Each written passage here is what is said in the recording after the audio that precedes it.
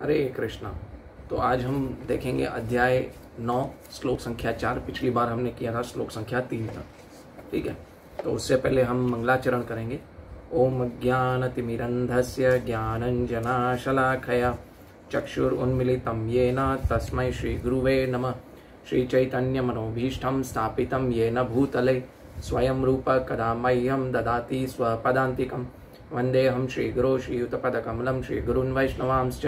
श्रीरूपं साग्रजातं सहगण रघुनाथान्वितं तं सजीवं साद्वैतं सावधूतं परिजनसहितं श्रीकृष्ण चैतन्यदेवं राधाकृष्णपादां श्रीललिता विशाखान्वितांश्च। हे कृष्ण करुणा सिंधु दीनबंधु जगत्पते गोपेश गोपिका कांता राधा कांता नमस्तुते। तप्त कांचन गौरंगी राधे वृंदावनेश्वरी वृषभानुसुते देवी प्रणमामि हरिप्रिये। वाञ्छाकल्पतरुभ्यश्च कृपा सिन्धुभ्य एव च पतितानां पावनेभ्यो वैष्णवेभ्यो नमो नमः। हरे कृष्णा कृष्ण कृष्ण हरे हरे, हरे राम राम राम हरे हरे। मूकं करोति वाचालं पंगुं लंघयते गिरिं यत्कृपातमहं वन्दे श्रीगुरुदीनतारिणं चैतन्येश्वरं परमानंदमाधवं। हरे कृष्णा। तो आज हम देखेंगे 9वें अध्याय का 4था श्लोक से 10वें श्लोक तक। तो भगवान यहाँ पे 4थे श्लोक में क्या कह रहे हैं कि मया तत्, पहले 9वें अध्याय का नाम है परम गुह्य ज्ञान। तो अभी 4थे श्लोक में भगवान क्या कह रहे हैं, मया तत् इदं सर्वं जगत् अव्यक्त मूर्तिना मस्तानि सर्वभूतानि न चाहं तेषवस्थितः। यह संपूर्ण जगत मेरे अव्यक्त रूप द्वारा व्याप्त है। समस्त जीव मुझ में है किंतु मैं उनमें नहीं हूँ। अभी भगवान यहाँ पे अपनी एक क्वालिटी बता रहे हैं। क्या बता रहे हैं? अव्यक्त रूप से जगत अव्यक्त मूर्ति नाम। यानी अब हम देखते हैं कि भगवान अव्यक्त रूप से इस जगत में कैसे व्याप्त हैं। क्योंकि बहुत लोग बोलते हैं कि भगवान है लेकिन दिखाई नहीं दे रहे। यानी अव्यक्त मतलब अनमैनिफेस्टेड, व्यक्त मतलब मैनिफेस्टेड, और मूर्ति यानी फॉर्म, अव्यक्त रूप में, है ना। अव्यक्त रूप द्वारा व्याप्त का मतलब है कि भगवान हर जगह है पर सबको नहीं दिखते हैं। क्यों नहीं दिखते हैं? क्योंकि भगवान हर जगह सिर्फ और सिर्फ भक्त को दिख सकते हैं और किसी को नहीं दिख सकते। क्योंकि एक भक्त जो है वो भगवान से प्रेम करता है ना। जो भगवान से प्रेम नहीं करता वो भगवान को नहीं देख सकता। और जो भगवान को, है ना, हमेशा भगवान का नाम लेता है, अपनी इंद्रियों को जो है भगवान की सेवा में लगता है, ऐसा शुद्ध भक्त ही भगवान को देख सकता है। प्रेमांजन चुरितेन भक्ति विलोचना, है ना। जैसे हमें उसके लिए प्रेम का अंजन चाहिए, प्रेम का सुरमा चाहिए भगवान को देखने के लिए, ऐसे ही हम भगवान को नहीं देख सकते। तो भगवान को देखने के लिए हमें क्या चाहिए कि भगवान से प्रेम करना चाहिए। जैसे कि अभी दूसरा है कि समस्त मुझ में है किंतु मैं उनमें नहीं हूँ। अभी भगवान यहाँ पे क्या कह रहे हैं, समस्त जीव मुझ में है किंतु मैं उनमें नहीं हूँ।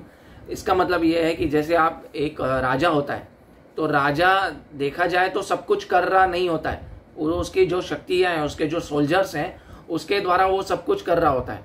परंतु राजा फिर भी सब कुछ कर रहा होता है ऐसा, और नहीं भी कर रहा होता, क्योंकि राजा तो देखा जाए तो कुछ भी नहीं करता है ऐसा दिखाई देता है, परंतु राजा देखा जाए तो सब कुछ कर रहा होता है। इसी तरह जो है भगवान कह रहे हैं किंतु समस्त जीव मुझ में है परंतु मैं उनमें नहीं हूँ।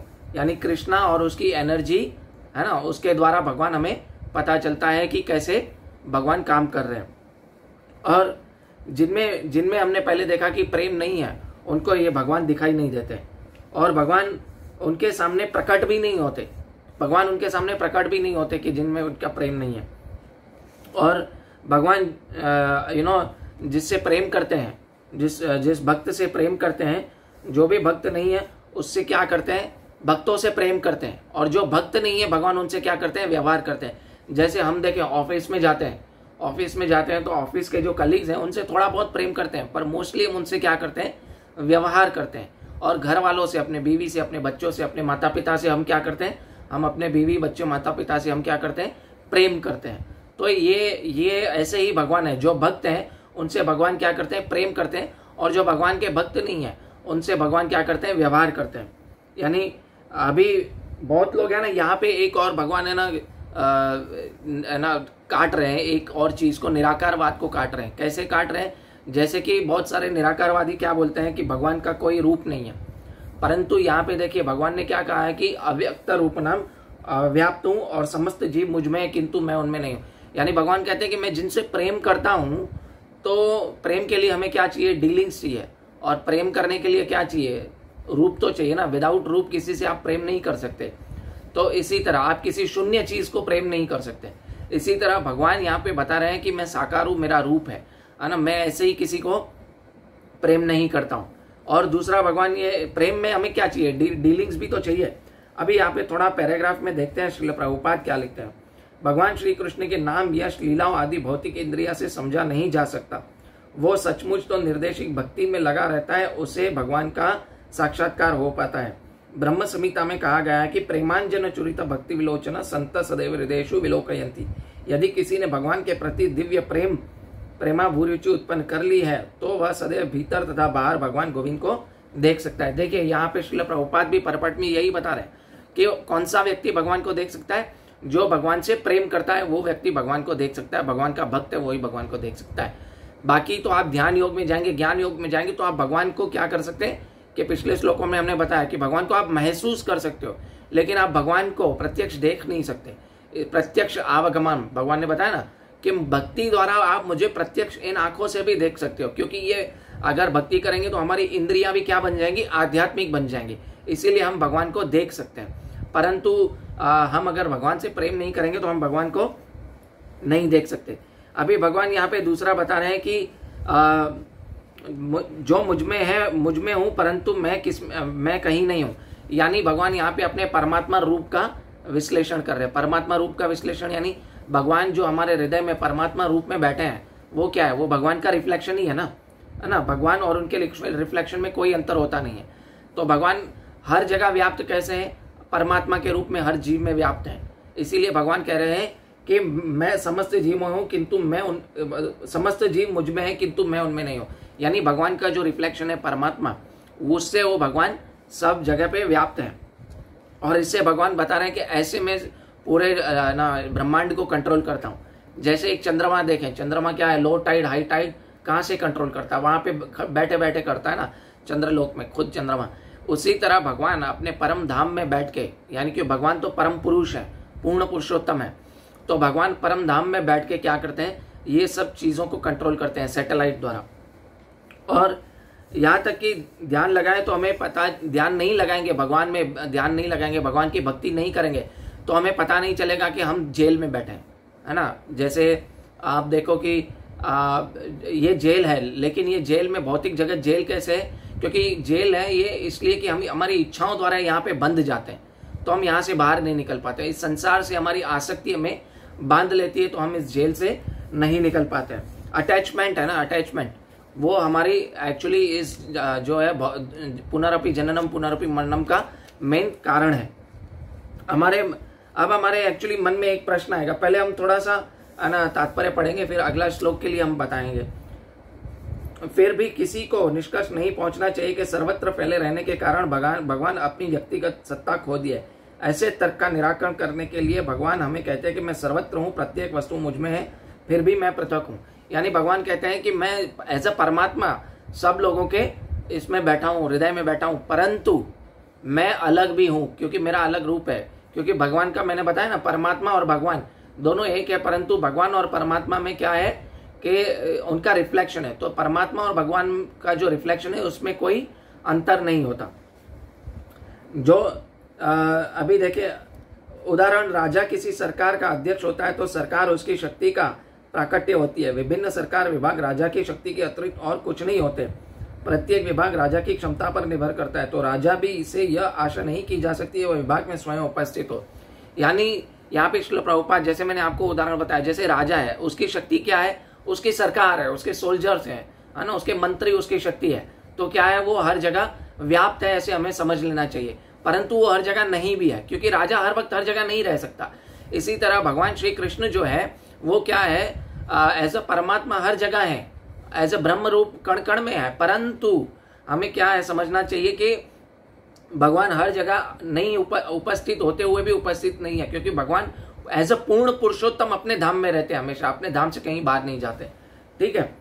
और इसी प्रकार यह एक मोटा सा उदाहरण दिया गया। इसी प्रकार हमें जितने स्वरूप देखते हैं, जितनी वस्तुएं लोक तथा परलोक में विद्यमान है, वह सब भगवान की शक्ति पर आश्रित है। देखिए श्रील प्रभुपाद भी यही ये लिख रहे हैं। सृष्टि की उत्पत्ति भगवान की विभिन्न शक्तियों के विस्तार से होती है, जैसे कि भगवत गीता में कहा है विष्टम ब्याहिम कृत्सनम, वे अपने साकार रूप के कारण अपनी विभिन्न शक्तियों के विस्तार में सर्वत्र विद्यमान है। यहाँ खंडन हो गया निराकार का भी, यानी कि अपने साकार रूप में भगवान श्री कृष्ण क्या है, सर्वत्र विद्यमान भी है एज अ परमात्मा, और अपनी शक्तियों द्वारा विद्यमान है ना, खुद विद्यमान नहीं है।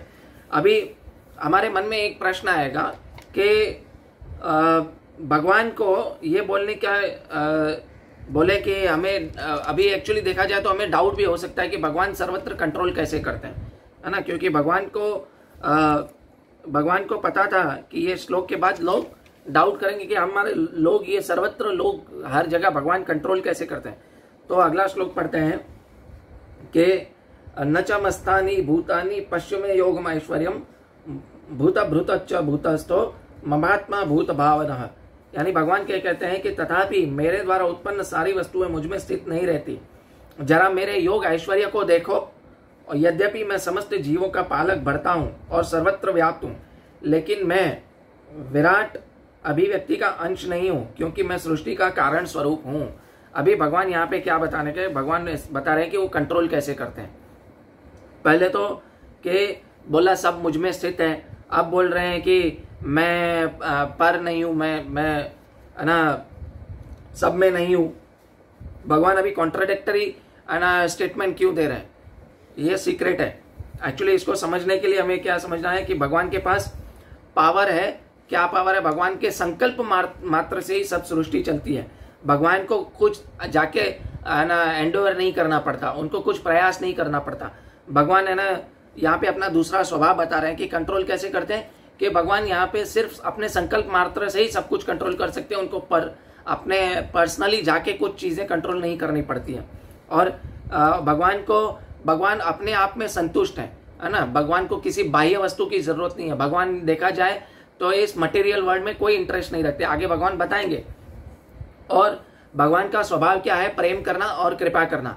भगवान भक्तों के ऊपर प्रेम करते हैं, और जो भगवान के जो अभक्त हैं भगवान उनके ऊपर कृपा करते हैं। कृपा यानी दया करते हैं। दया मतलब कि अभक्त के ऊपर दया कैसे करते हैं? जैसे हम देखें कि अभक्त के ऊपर कृपा यानी कंट्रोल करते हैं कृपा के द्वारा। उसका मतलब क्या है? उसका मतलब यह है कि भगवान जब कंट्रोल करते हैं, क्योंकि उनका कंट्रोल जो है वो किसी भी अभक्त के लिए भी अच्छा ही होता है, क्योंकि उसको सही रास्ते पे लाने के लिए होता है। इसलिए भगवान कृपा बोलते हैं। कंट्रोल करना भी भगवान का क्या होता है? कृपा होता है। और भगवान की कृपा का कारण नहीं है कि भगवान सबके ऊपर कृपा रहेगी, यानी भगवान को बाहरी वस्तु से कुछ नहीं चाहिए। भगवान तो अपने आप में सेल्फ सेटिस्फाइड है। अभी इसका तात्पर्य पढ़ते हैं। भगवान का कथन है कि सर्व कुछ उन्हीं पर आश्रित मस्तानी सर्वभूतानि। इसका अन्य अर्थ नहीं लगाना चाहिए। भगवान इस भौतिक जगत में पालन तथा निर्वहन के लिए प्रत्यक्ष रूप से उत्तरदायित्व नहीं है। यानी भगवान एक बार कंट्रोल करते हैं, फिर भगवान बार बार प्रत्यक्ष रूप से इसका कारण तथा पालन तथा निर्वाह के लिए प्रत्यक्ष रूप से उत्तरदायित्व नहीं है ना। कभी कभी हम एक रोमन देवता आता है, आपने देखा होगा कि फोटो है कि पूरी पृथ्वी का भार अपने ऊपर लेके चल रहा है, ठीक है। एटलस का रोमन देवता है वो है ना, पृथ्वी अपने कंधे पे लेके चल रहा है और गिर रहा है, कभी कभी चल रहा है फिर गिर रहा है। एक्चुअली हमें भगवान का रूप ऐसे नहीं लेना चाहिए। भगवान तो एक्चुअली संकल्प मात्र से ही क्या करते हैं कि पूरी सृष्टि को कंट्रोल करते हैं। उनको पूरी सृष्टि को ऐसे बाहर लेने की कोई जरूरत नहीं है। और उनका कहना है कि यद्यपि सारी वस्तु उन पर टिकी है, किंतु वह उनसे पृथक है। यानी ये सब उनके कंट्रोल में होते हुए भी क्या है, ये सब भगवान उन सब से पृथक यानी अलग है, किंतु वे अंतरिक्ष से भिन्न है, वे पृथक में स्थित हैं। अतः भगवान कहते हैं कि यद्यपि मैं सद रचित पदार्थ में मेरी अचिंत्य शक्ति पर टिके हैं, किंतु भगवान के रूप में मैं उनसे पृथक रहता हूँ। यह भगवान की अचिंत्य ऐश्वर्य। अचिंत्य ऐश्वर्य यानी क्या? दिव्य, हमारे चिंतन से बाहर है। हमारी भौतिक इंद्रियां इनको समझ भी नहीं सकती कि भगवान कैसे कंट्रोल कर रहे हैं, ठीक है। किंतु जब कृष्ण कोई कार्य करना चाहते हैं तो कुछ इतनी पूर्णता से संपन्न हो जाता है कि कोई सोच नहीं पाता कि यह कैसे हुआ। यानी मैंने पहले बताया कि भगवान को जो भी कार्य करना होता है भगवान क्या करते हैं? अपने संकल्प मात्र से ही कार्य करते हैं। उन्हें सिर्फ सोचना होता है और कुछ करना नहीं होता है, ठीक है। उनको जाके हाथ पांव नहीं हिलाने पड़ते किसी भी कार्य के लिए, अपने संकल्प मात्र से ही सब कार्य करते हैं। किंतु जब भगवान इसी तथ्य को समझाते हैं, यद्यपि वे समस्त सृष्टि के पालक तथा धारण करता है, किंतु वह इस सृष्टि को स्पर्श नहीं करते। पालन करता होते हुए भी भगवान इस सृष्टि को स्पर्श भी नहीं करते। केवल उनकी परम इच्छा के प्रतीक वर्तन, सृजन, धारण, पालन एवं संहार होता है। उनके मन में और स्वयं उनमें कोई भेद नहीं है, जैसा कि भौतिक मन में और स्वयं में भेद होता है, क्योंकि वे परमात्मा है। देखिए आना, भगवान श्री कृष्ण एज अ परमात्मा है, तो उनके मन में और उनकी थिंकिंग में और उनमें और उनके मन में कोई भेद नहीं होता। जैसे कि यहाँ पे बता रहे हैं श्रील प्रभुपाद कि उनको सिर्फ इच्छा करके ही कुछ भी कर सकते हैं। सृष्टि का पालन, सृजन, है ना, सब कुछ भी है, भगवान अपने सिर्फ इच्छा मात्र से कर सकते हैं, परंतु हमारे से हमारा खुद का पालन भी इच्छा मात्र से नहीं हो सकता। इसीलिए हम बद्ध जीव है और भगवान जो है पूर्ण पुरुषोत्तम है। किंतु सामान्य व्यक्ति यह नहीं समझ पाता कि साकार रूप में किस तरह उपस्थित है। भौतिक जगत में भिन्न है और तो प्रत्येक वस्तु पर उन्हीं पर आश्रित है। यहाँ पर इसे योगम ऐश्वर्यम अर्थात भगवान की योग शक्ति कहा गया है। भगवान की 3 शक्तियां मुख्य है ना, बहिरंगा शक्ति, अंतरंगा शक्ति और तटस्थ शक्ति। हम जो है भगवान की, है ना, तटस्थ शक्ति है। भगवान ने हमें कुछ माइन्यूट इंडिपेंडेंस दिया है, परंतु भगवान का जो बहिरंगा शक्ति भी है, जो है भगवान की ये जो माया है, और एक अंतरंगा शक्ति है जो राधा रानी है। अभी 6ठे श्लोक में भगवान क्या कहते हैं, यथाकाश स्थितो नित्यम वायु सर्वत्र महान तथा सर्वाणि भूतानि मस्तानि उत्युपधारया। यानी भगवान यहाँ पे क्या कह रहे हैं कि जिस प्रकार सर्वत्र प्रवाहमान वायु सदैव आकाश में स्थित रहती है, उस प्रकार समस्त उत्पन्न प्राणियों में मैं मुझे स्थित जानो। अभी भगवान यहाँ पे एक एनोलॉजी दे रहे हैं कि जितना बड़ा आकाश हम देख रहे हैं, है ना, आकाश हर जगह फैला हुआ है, उसका हमें अंत और आदि नहीं दिखाई देता। उसी तरह भगवान हर जगह है, हमें भगवान का अंत और आदि नहीं दिखाई देता है। क्यों? क्योंकि भगवान का कोई आदि भी नहीं है, कोई अंत भी नहीं है, भगवान सर्वत्र है। यहाँ पे भगवान एक एनोलॉजी दे, है ना, भगवान को सब पता चल रहा है, और जो सोचेंगे, जो सोच रहे हैं, जो सोचेंगे, और जो हमने सोचा था, भगवान को सब कुछ पता है। भगवान इसी तरह के सर्वत्र, क्या इसी तरह जो है सर्वत्र भगवान फैले हुए हैं। भगवान एक्चुअली हम सोचते हैं मैं कुछ कर रहा हूं तो मुझे कोई देख नहीं रहा है। एक्चुअली सूर्य, चंद्र, है ना, पृथ्वी, आकाश, 10 दिशाएं सब हमें देख रहे हैं।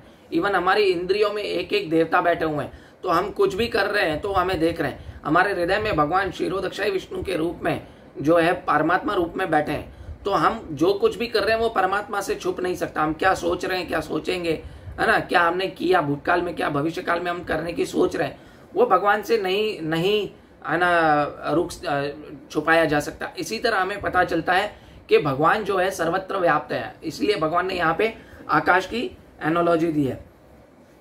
लेकिन भगवान के जो भक्त हैं उनको पता होता है कि वो जो भी व्यक्ति जो भी है ना कर रहे हैं उसे भगवान देखा जाता है, देख सकते हैं, परमात्मा रूप में देख सक रहे हैं, या भगवान अपने धाम से भी सब कुछ देख रहे हैं। तो वो क्या करेगा, वो कभी भी है ना पाप नहीं करेगा, क्योंकि वो ऑलरेडी कृष्ण भावनामृत हो चुका है। ठीक है, अभी इसका श्लोक का थोड़ा तात्पर्य पढ़ेंगे। इसी प्रकार समस्त विराट अभिव्यक्तियों का अस्तित्व भगवान की परम इच्छा के फलस्वरूप और वे सब परम इच्छा के अधीन है। जैसा कि हम लोग प्रायः कहते हैं कि इच्छा के बिना एक पत्ता भी नहीं हिल सकता, इसी प्रकार प्रत्येक वस्तु उनकी इच्छा से अधीन गतिशील है। उनकी ही इच्छा से सारी वस्तुएं उत्पन्न होती है, उनका पालन होता है और उनका संहार होता है। इतने पर भी वे वस्तु से उसी तरह पृथक रहते हैं जिस प्रकार वायु के कार्यों से आकाश रहता है ना। जिस तरह आकाश वायु के कार्यों से पृथक रहता है, उसी तरह जो भगवान है इस भौतिक संसार से पृथक रहते हैं। तो अभी हमें एक प्रश्न उठेगा कि भगवान यहाँ पे कह रहे हैं कि मैं पालन करता हूँ, सृजन करता हूँ, और जो है मैं उनका क्या कहते हैं कि मैं उनका उत्पन्न भी मुझसे ही होता है। तो हमारे मन में एक क्वेश्चन आएगा, तो ब्रह्मा विष्णु महेश कौन है? ठीक है, भगवान कृष्ण तो बोल रहे हैं तो मैं पालन करता, सृजन करता और सब कुछ हो, तो ब्रह्मा विष्णु महेश कौन है? तो ब्रह्मा विष्णु महेश की जरूरत क्यों पड़ी? तो पहले अगले 2 श्लोकों में भगवान बताएंगे। ठीक है, उसको समझने का हम प्रयास करेंगे। सर्वभूतानि कौन्तेय प्रकृतिम यान्ति मामिकाम कल्पक्ष ये पुनस्तानि कल्पादो वृसुजम्याम। हे कुंती पुत्र, कल्प का अंत होने के सारे प्राणी मेरी प्रकृति में प्रवेश करते हैं, और अन्य कल्प के आरंभ होने से मैं उनकी अपनी शक्ति से पुनः उत्पन्न करता हूँ। अभी भगवान हमने देखा है कि ब्रह्मा को देखा है क्रिएटर देखा है, ठीक है, और विष्णु को देखा है पालन करता देखा है, और शिव जी को हमने समझते हैं कि जो है संहार करते हैं, ट्रिनिटी हम बोलते हैं, त्रिदेव है ना, ये 3 देव मुख्य देव माने जाते हैं। तो हम इन 3 में भगवान में बिलीव करते हैं। और अभी भगवान यहाँ पे इस आर्ग्यूमेंट को काट रहे हैं। भगवान इस श्लोक में कह रहे हैं कि सब कुछ मुझसे ही है, पालन भी मैं ही करता हूँ, उत्पन्न भी मैं करता हूँ, और सृजन उत्पन्न और सृजन भी मैं करता हूँ, और पालन भी मैं करता हूँ, और उसका संहार भी मैं ही करता हूँ। भगवान इस श्लोक में ये कहा है। विसृजामी का अर्थ है यहाँ पे क्रिएटर। तो ब्रह्मा का ब्रह्मत्व और शिव जी का शिवत्व वो भगवान से ही आया है। इसीलिए जो ब्रह्मा है और शिव जी है वो भी भगवान के जो है निमित्त कार्य हैं, और भगवान जो है वो उपादान कारण है ना, सृष्टि के निमित्त कारण है। जो सृष्टि का उत्पन्न करने का जो निमित्त कारण है वो भगवान है, और जो निमित्त कारण जो है वो ब्रह्मा जी है, और जो सृष्टि का संहार करते हैं उसका निमित्त कारण जो है वो है शिव जी हैं। तो इससे हम एक उदाहरण के द्वारा समझ सकते हैं। एक जो कुम्हार है वो मिट्टी का घड़ा बनाता है, तो वो ये नहीं कह सकता कि मिट्टी मैंने बनाई, ठीक है, वो सिर्फ क्या ये कह सकता है मिट्टी का जो घड़ा है उसको मिट्टी से मैंने उसके घड़े को मैंने शेप दिया, ठीक है। तो उसी तरह जो निमित्त कारण है ब्रह्मा जी, वो क्या इस सृष्टि में से जीव को एंटर कर, जीव में जो है जीवों को अपने कर्मों के हिसाब से अलग अलग योनि देते हैं, क्योंकि उनके पास अलग अलग योनि का हिसाब किताब रहता है। परंतु जो सृष्टि की सर्जन है, जो जीव का सर्जन है, वो सिर्फ और सिर्फ भगवान कृष्ण से आता है, ठीक है। इस प्रश्न से हमें ये नहीं सोच लेना चाहिए कि भगवान के पास कोई काम नहीं है। सॉरी, इस विराट भौतिक अभिव्यक्ति का सृजन पालन तथा पूर्णतया भगवान के परम इच्छा पर निर्भर है। कल्पयक्ष का अर्थ है यानी ब्रह्मा की मृत्यु होने पर, यानी ब्रह्मा जी की मृत्यु होने पर ब्रह्मा 100 वर्ष जीवित रहते हैं, और उनका एक दिन हमारे, देखिए ब्रह्मा का एक दिन हमारे चतुर्युग है, जो 1000 चतुर्युग है, ऐसा ब्रह्मा जी का एक दिन है। तो ऐसा ब्रह्मा जी का एक ऐसी रात्रि है, ऐसे 365 प्लस ऐसा ब्रह्मा जी के जो हमारे वार्षिक गणना के हिसाब से ऐसे जो भगवान है ब्रह्मा जी है वो 100 वर्ष जीते हैं। तो एक कल्प जो है एक कल्प यानी ब्रह्मा जी की एक रात्रि में एक जो सृष्टि का विसर्जन, सृष्टि का जो संहार होता है, और बाद में फिर से ब्रह्मा जी का रात्रि होती है, रात्रि पे होता है, और फिर से जब भी भगवान ब्रह्मा जी का सुबह होती है, दिन होता है, तभी जाके फिर से सृष्टि होती है। तो भगवान इस तरह उस जो सृष्टि को करते हैं और संहार करते हैं, सृष्टि उत्पन्न करते हैं और संहार करते हैं, यानी ब्रह्मा जी के एक कल्प में जो है सृष्टि और संहार होता रहता है। तो रात्रि भी इतने ही 100 वर्षों की होती है। ब्रह्मा के एक महीने के ऐसे 30 दिन तथा 30 रातों होती है, और उनके एक वर्ष में 12 महीने होते हैं। ऐसे 100 वर्षों के बाद ब्रह्मा की मृत्यु होती है तो प्रलय होता है, जिसका अर्थ है कि भगवान द्वारा प्रकट पुनः सिमट कर उन्हीं में चली जाती है। पुनः जब विराट जग को प्रकट करने का आवश्यकता रहती है तो इच्छा से सृष्टि उत्पन्न होती है। एको हम बहुश्यायम, यद्यपि अकेला हूं किंतु मैं अनेक हो जाऊंगा, यह वैदिक शक्ति है। वे भौतिक शक्ति में अपना विस्तार करते हैं और सारी विराट अभिव्यक्ति को पुनः घटित करते हैं। यहाँ पे भगवान बता रहे हैं कि कैसे वो भगवान ब्रह्मा जी के एक दिन में और एक रात में सृष्टि होती है, और ब्रह्मा जी की ऐसे 100 वर्षों के बाद जो पूर्ण जो होता है प्रलय होता है, उसमें फिर से भगवान कैसे फिर से सृष्टि करते हैं। तो अभी बहुत लोगों के ये इससे पता चलता है कि ये परम गुह्य ज्ञान है ना, क्योंकि इस अध्याय का नाम क्या है, परम गुह्य ज्ञान। इससे पता चलता है कि जो ब्रह्मा जी है और जो शिव जी है, उनका ब्रह्मत्व और शिवत्व जो है भगवान कृष्ण द्वारा ही आया है। हालांकि हमें उनका डिसरिस्पेक्ट नहीं करना चाहिए, हमें उनकी भी रिस्पेक्ट करनी चाहिए। और अभी भगवान यहाँ पे है कि भगवान अगर ये सब कुछ कंट्रोल कर रहे हैं तो ब्रह्मा जी और शिव जी की जरूरत क्यों पड़ी, है ना, ब्रह्मा शिव की जरूरत क्यों पड़ी। तो भगवान 9वें अध्याय के 8वें श्लोक में क्या बता रहे हैं कि प्रकृतिम स्वामवष्टभ्य विसृजामि पुनः पुनः भृतग्राममिम कृष्तम वशम प्रकृति वर्षात। यानी भगवान क्या कह रहे हैं कि संपूर्ण विराट जगत मेरे अधीन है, यह मेरी इच्छा से बारंबार स्वतः प्रकट होता है और मेरी इच्छा से अंत में विनष्ट हो जाता है। यानी इस भगवान कह रहे हैं कि इस संसार को जो है प्रकृति को मैंने अपॉइंट किया है, और क्या कहा है कि ब्रह्मा शिव जी को भी इनको चलाने के लिए मैंने अपॉइंट किया है। यहाँ पे एक शब्द आता है पुनः पुनः। भगवान ये कहते हैं कि पुनः पुनः मैं भगवान के जो मैं इन कार्यों में ज्यादा इंटरेस्ट नहीं लेता, मैंने पहली बार जब सृष्टि कर ली, ठीक है, उसके बाद मैं ब्रह्मा और शिव को हाथ में दे देता हूँ कि वो उसको उत्पन्न करे और उनका जो है विनाश करे, क्योंकि मैं अपने परम धाम में रहता हूँ और मुझ में भौतिक चीजों में मुझे कोई इंटरेस्ट नहीं है और भौतिक चीजों से मुझे कोई भी सरोकार नहीं है। मैं अपने आध्यात्मिक जगत में बैठा हूँ, मुझे अपने भक्तों से सरोकार है, जहाँ मेरे भक्त मेरी सेवा कर रहे हैं, प्रेम का आदान प्रदान कर रहे हैं, तो मुझे जो है अपने भक्तों से सरोकार है। मुझे इस मटीरियल जो वस्तु है उसमें इन्वॉल्व नहीं होना है। भगवान का कहने का मतलब यहाँ पे ये है। और भगवान आध्यात्मिक जगत में आनंद लेना चाहते हैं, इसीलिए भगवान वे पुनः जो सृष्टि है वो जब भी महाप्रलय होता है उसके बाद भगवान सृष्टि करते हैं, परंतु जो छोटी बड़ी जो प्रलय होती है, छोटी प्रलय होती है, उसमें भगवान हस्तक्षेप नहीं करते। वो सब जो है भगवान शिव जी और ब्रह्मा जी को दे के रखा है। इसीलिए यहाँ पे पता चला कि भगवान को भौतिक वस्तु में कोई इच्छा नहीं है, भौतिक वस्तु के ऊपर कंट्रोल करने का कोई इंटरेस्ट भी नहीं है, क्योंकि उनका पूरा जो इंटरेस्ट है वो क्या है, अपने भक्तों से आनंद प्रदान करना, है ना। इसीलिए भगवान कह रहे हैं कि पुनः मैं मेरी इच्छा से स्वतः बारंबार प्रकट होता है और मेरी इच्छा में अंत में विनिष्ट हो जाता है। यानी ये पूरा जगत है वो भगवान के जो है अधीन है। यहाँ पे हम पढ़ेंगे, यहाँ तक जब जीवात्माओं का संबंध है वे इस भौतिक प्रकृति में गर्भस्थ किए जाते हैं और वे अपने अपने पूर्व कर्मों के अनुसार विभिन्न योनियां ग्रहण करते हैं। इस प्रकार इस भौतिक जगत में कार्यकलाप प्रारंभ होते हैं। विभिन्न जीव योनियों के कार्यकलाप सृष्टि के समय ही प्रारंभ होते हैं। ऐसा नहीं कि योनियां क्रमशः विकसित होती हैं, सारी की सारी योनियां ब्रह्मांड की सृष्टि के साथ ही उत्पन्न होती है। मनुष्य, पक्षी, पक्षी एक साथ उत्पन्न होते हैं, क्योंकि पूर्व प्रलय में समय जीवों को जो जो इच्छाएं थी वह पुनः प्रकट होते हैं।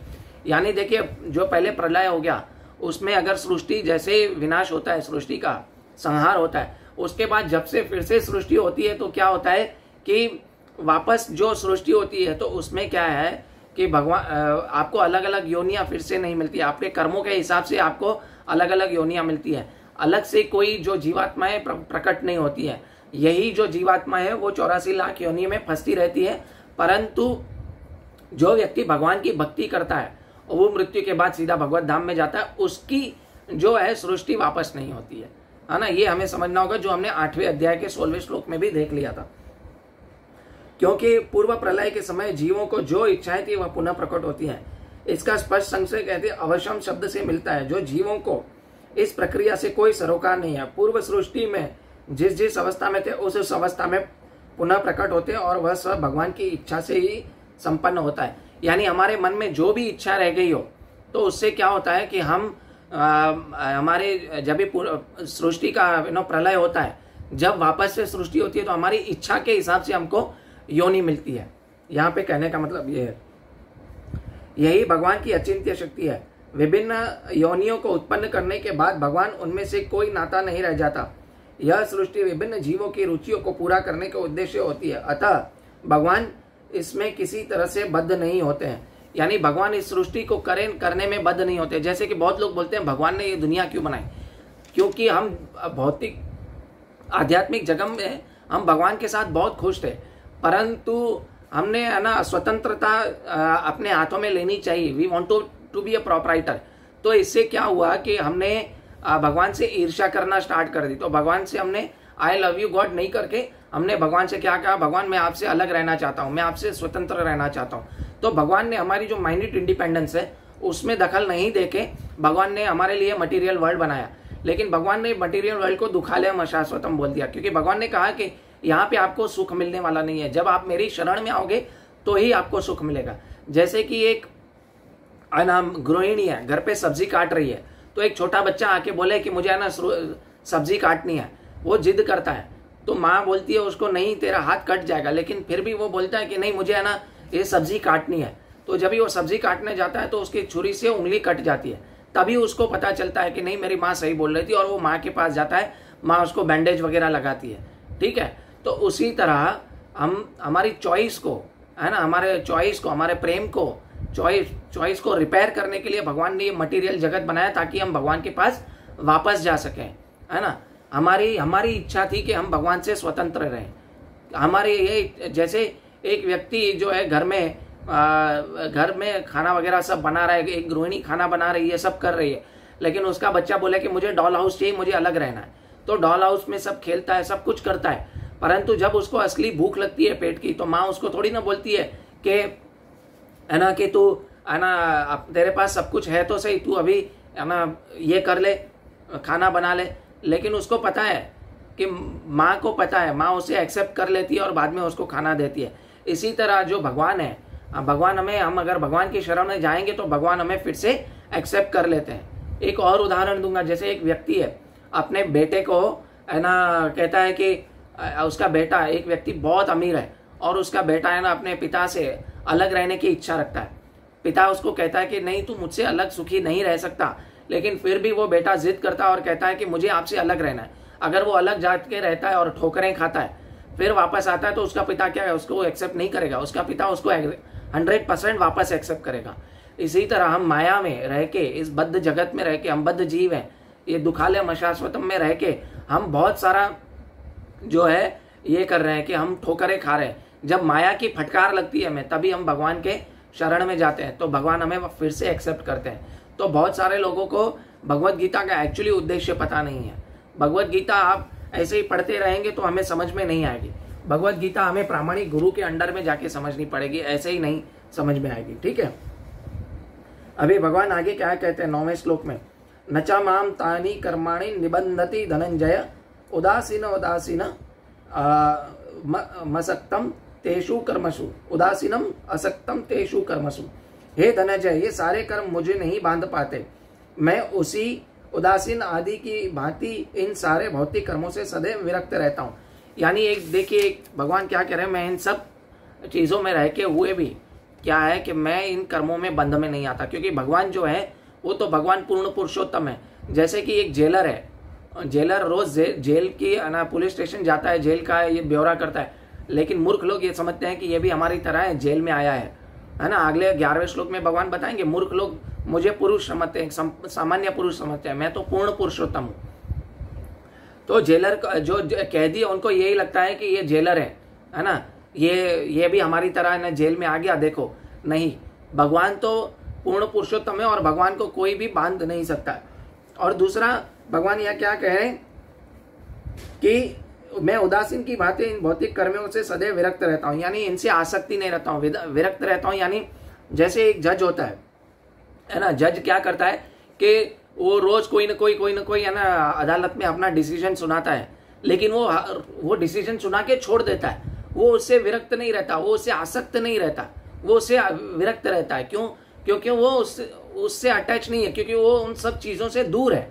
उसको सिर्फ अपने सबूतों के और गवाहों के बयानात पे वो क्या करता है कि डिसीजन दे के छोड़ देता है। उसके बाद वो उस केस के बारे में बार बार नहीं सोचता।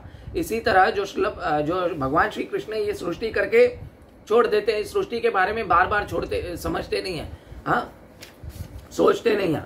कृष्णा ऐसे नहीं करते। कृष्णा जो है वो सोचते नहीं, भगवान कृष्ण जो सोचते नहीं है। हमें भी एक्चुअली भगवान के भक्त होने के नाते हमें इस संसार के प्रति, हमारे घर बार के प्रति हमें आसक्त नहीं रहना चाहिए। हमें ड्यूटी करनी चाहिए, व्यवहार करना चाहिए, परंतु उनसे आसक्त नहीं रहना चाहिए। हमें प्यार जो है, प्रेम जो है, वो भगवान श्री कृष्ण से ही हमेशा करना चाहिए, है ना। भगवान को तो इस संसार में कोई इंटरेस्ट ही नहीं है, इसीलिए भगवान कहते हैं कि मैं इससे विरक्त हूँ। इसका थोड़ा तात्पर्य पढ़ेंगे। इस प्रसंग में यह नहीं सोच लेना चाहिए कि भगवान के पास कोई काम नहीं है। हाँ, बहुत सारे लोग बोलते हैं कि भगवान के पास कोई काम नहीं है ना, क्योंकि बहुत लोग बोलते हैं ना भगवान इस संसार से आसक्त नहीं है, विरक्त है, तो भगवान के पास काम नहीं है। नहीं, भगवान के पास काम है। क्या है? अपनी इच्छा से सब कुछ भगवान प्रकट करते हैं, अपने वैकुंठ लोक में सदैव रहते हैं। वे सतत दिव्य आनंदमय आध्यात्मिक के कार्यों में रत रहते हैं, किंतु इन भौतिक कार्यों से उनका कोई सरोकार नहीं है। देखिए, मैंने कहा ना कि भगवान का इन भौतिक कार्यों में कोई इंटरेस्ट नहीं है, कोई सरोकार नहीं है। सारे भौतिक कार्य उनके विभिन्न शक्तियों द्वारा संपन्न होते रहते हैं। वे सदा ही इस सृष्टि के भौतिक कार्यों के प्रति उदासीन रहते हैं। उदासीन मतलब जज का एग्जाम्पल दिया ना, वो न्यूट्रल रहता है ना, वो किसी के फेवर में कार्य नहीं करते। उदासीन का मतलब ये है, न्यूट्रल। इस उदासीनता पर यह उदासीनत्व कहा गया है। यद्यपि छोटे से छोटे भौतिक कार्य उनका नियंत्रण रहता है, किंतु वे उदासीनवत स्थित रहते हैं। यानी देखिए, जो एक जज है वो राजा है। राजा क्या है? हर चीज के ऊपर कंट्रोल रहता है उसका, लेकिन वो हर चीज में ज्यादा घुसता नहीं है। क्यों? उसको सिर्फ हर चीज के ऊपर उसकी जो शक्तियां द्वारा है, उसके सोल्जर्स हैं, उसके मंत्री है ना। एक प्रधानमंत्री है, प्रधानमंत्री का कंट्रोल कैसे रहता है सबके एक फाइनेंस डिपार्टमेंट है, एक रक्षा मंत्री डिपार्टमेंट है, अलग अलग अलग अलग डिपार्टमेंट है, ठीक है। वो डिपार्टमेंट क्या है, सब सृष्टि को कंट्रोल कर रहे हैं, परंतु वो सब डिपार्टमेंट किसके अंडर में आते हैं, एक प्रधानमंत्री के अंडर में आते हैं। उसी तरह ये जो देवी देवता हैं उनको अलग अलग अलग डिपार्टमेंट दिया गया है, लेकिन वो सब देवी देवता किसके कंट्रोल में, भगवान कृष्ण के कंट्रोल में। तो इसी तरह इससे हमें समझना चाहिए कि भगवान इसका कार्य करते हुए भी नहीं कर रहे हैं, है ना, और भगवान उदासीन न्यूट्रल है, और भगवान इसके बारे में ज्यादा सोचते नहीं है, क्योंकि उनका इससे कोई सरोकार भी नहीं है। यहाँ पर उच्च न्यायालय के न्यायाधीश का उदाहरण दिया जा सकता है। देखिए, मैंने आपको जज का उदाहरण दिया ना, कि जो अपने आसन पर बैठा रहता है, उसके आदेश से अनेक तरह की बातें घटती रहती हैं, किंतु फांसी दी जाती है, किसी को कारावास की सजा मिलती है, तो किसी को प्रचुर धनराशि मिलती है, तो भी वह उदासीन रहता है। वो इस हानि लाभ से कुछ भी लेना देना नहीं होता। देखिए, है ना, वो उसके बारे में ज्यादा सोचता नहीं है, क्योंकि उससे कुछ लेना देना नहीं होता, है ना। यह कहा गया है कि इस जगत में द्वंद्वों से में स्थित नहीं है, वे इन द्वंद्वों से अतीत है।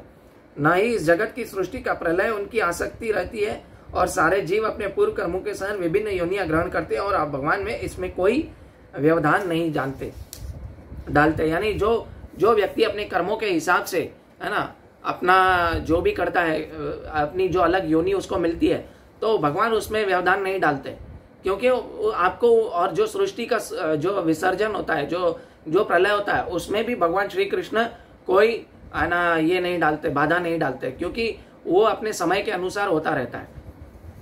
अभी आखिरी श्लोक पढ़ेंगे, है ना। मय्याध्यक्ष प्रकृति सूयते सचराचम हेतु नाने कौनते जगत परिवर्तन जगत भी परिवर्तते। हे कुंती पुत्र, यह भौतिक जगत मेरी शक्तियों में से एक और मेरी अध्यक्षता में कार्य करती है, जिससे सारे चर तथा अचर प्राणी उत्पन्न होते हैं। इससे शासन के यह जगत बारंबार सृजित और विनष्ट होता रहता है। यानी भगवान अभी यहाँ पे क्या कहना चाह रहे हैं कि अध्यक्ष यानी क्या, हेड, है ना, अध्यक्ष, मयि अध्यक्ष प्रकृति सूयते सचराचर, यानी जो चर और अचर प्रकृति है, और ऐसी मेरी अनंत शक्तियों द्वारा ये मय्या अध्यक्ष, मेरी अध्यक्ष, यानी एक दूसरा कह सकते हैं, आंख दिखाएं तो सिर्फ वो प्रकृति चल पड़ती है, उनके डर से सब प्रकृति चर और अचर चल सकता है। और भगवान अध्यक्ष यहाँ पे इसलिए बोला है क्योंकि भगवान यहाँ पे सब कहा है कि भगवान कह रहे हैं कि मुझसे ऊपर कुछ नहीं है। बहुत सारे लोग कहते हैं कि, है ना, भगवान अगर ये सारी सृष्टि चला रहे हैं तो भगवान से ऊपर कौन है।